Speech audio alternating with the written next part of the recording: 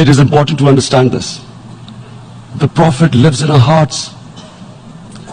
When he's ridiculed, when he's insulted, it hurts. As we human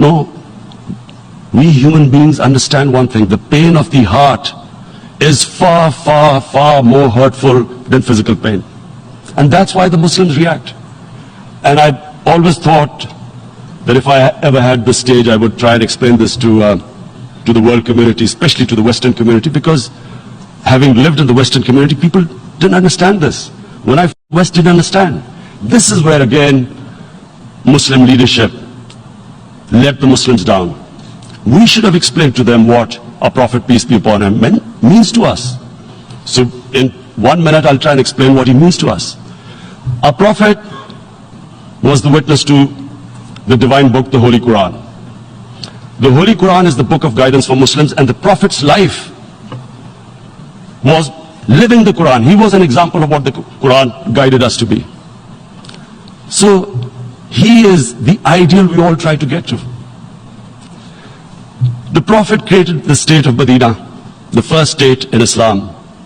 That state was the basis of a Muslim civilization which became the predominant civilization for the next 700 years. And what was that state? I hear such strange things about Islam, that it is against women, it's against minorities. The first state of Islam in Medina, it was the first time a welfare state was set up. The state took responsibility of the weak, widows, orphans, poor people, handicapped. It taxed the rich, spent the money on the poor. The state announced that all human beings are children of Adam, hence equal, whatever the color of their skin. The state announced, the Prophet announced that, and slavery, the whole system depended on slavery as it did for many years